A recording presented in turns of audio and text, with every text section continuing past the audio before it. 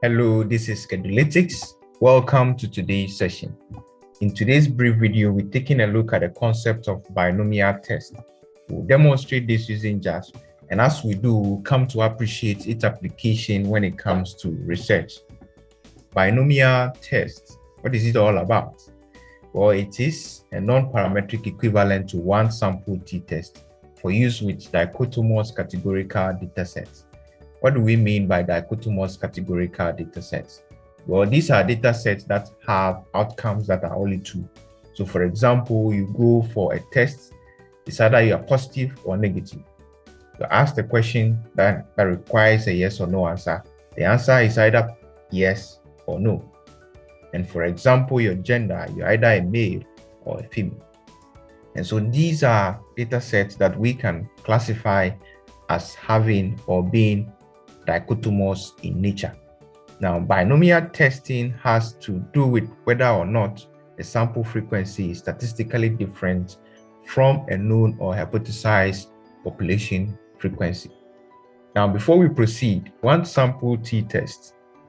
If you've not watched our video on one sample t-test, you may want to follow the link below this video so as to get yourself informed about what one sample t-test is.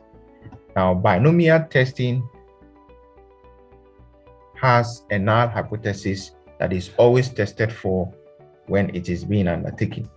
And this null hypothesis states that the sample data frequency is equal to the expected population frequency.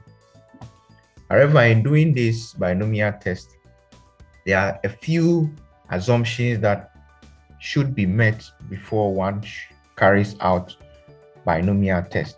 One of such assumptions is that the test variable should be dichotomous in nature or should have a dichotomous scale. And that is what we established earlier. Another thing is that the sample responses should be independent of one another. And lastly, the sample size should be less but representative of the population.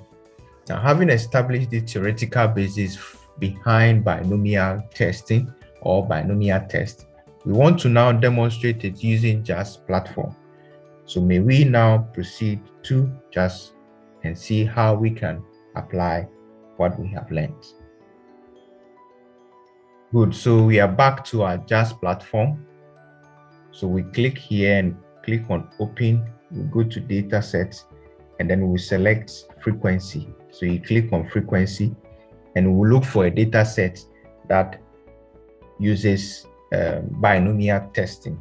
So for example, this one is demonstrate the use of log linear analysis. This is chi-square test. This one is Bayesian log linear analysis. It's not what we're looking for. So we go down, down, down, down, down, down. Finally, yes, we'll get to this data set. It says that the example just far demonstrate the use of a binomial test. And so we'll click on this, and within a few seconds, our data set is loaded. A brief description of our data set says that this fictional data set, Sandblock Lucian, provides responses of 20 participants to the question, which of these two Sandblock Lucian is better? Now, the variable that we are considering is product, and the response that the respondent or the participant is supposed to give is either yours or theirs. And so we can say that this particular outcome is dichotomous in nature. Hence, it passes the first assumption test. Now, secondly, we realize that there are 20 different participants, and the response that one participant gives is independent of the other, or one's response is not influenced by the other. Hence, the second assumption is also equally met. Now, 20 participants relative to the population is less. Hence, the third assumption is also equally met. Hence, we can go ahead to carry out our binomial test.